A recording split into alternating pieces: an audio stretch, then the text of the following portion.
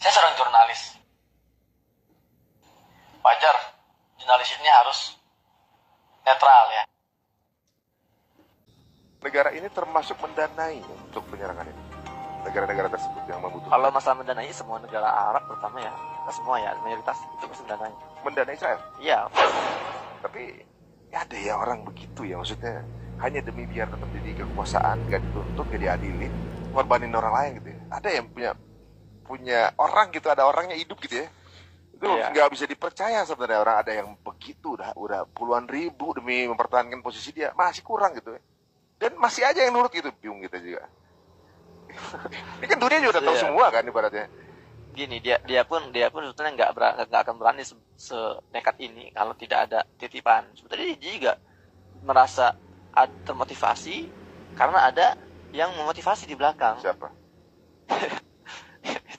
itu lebih mendalam lagi tuh.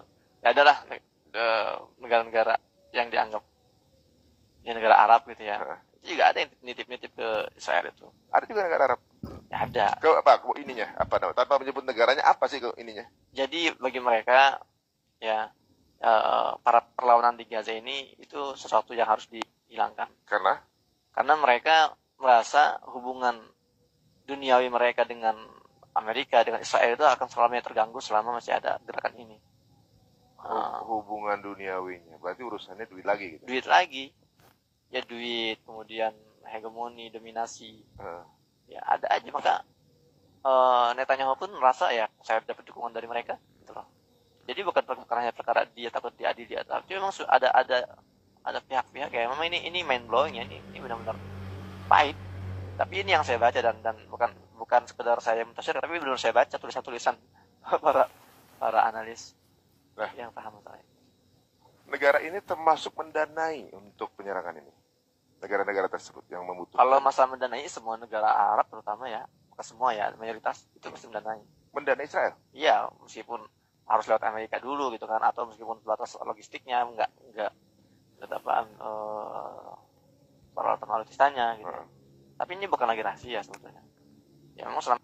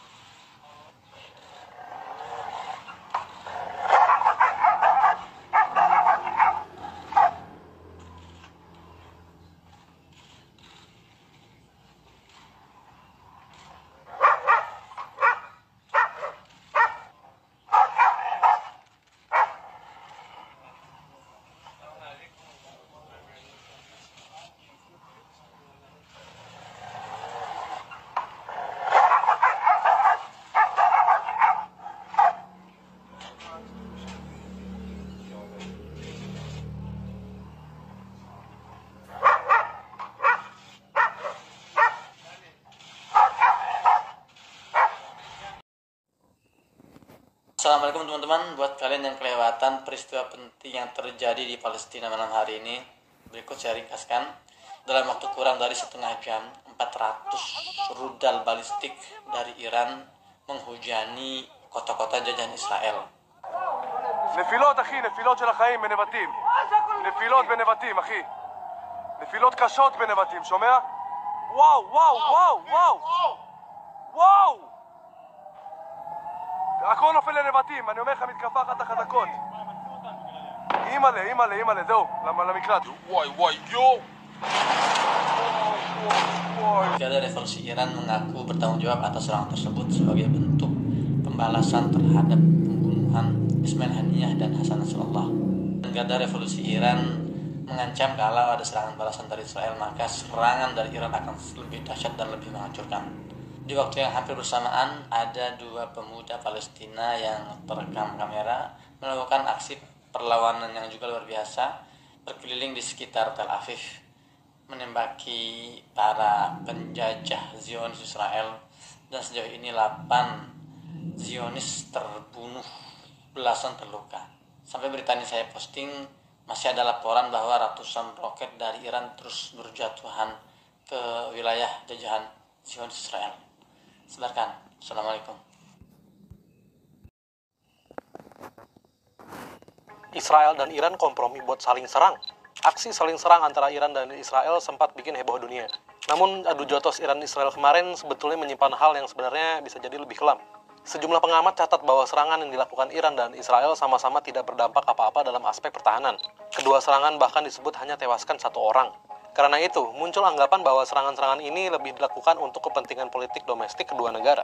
Bagi Israel, serangan ke Iran berguna untuk kubuan Netanyahu dalam pemilu 2025 dan 2026. Sementara bagi Iran, Iran memang dikenal selalu gunakan narasi perang dengan Amerika dan Israel untuk pengalihan isu di negaranya.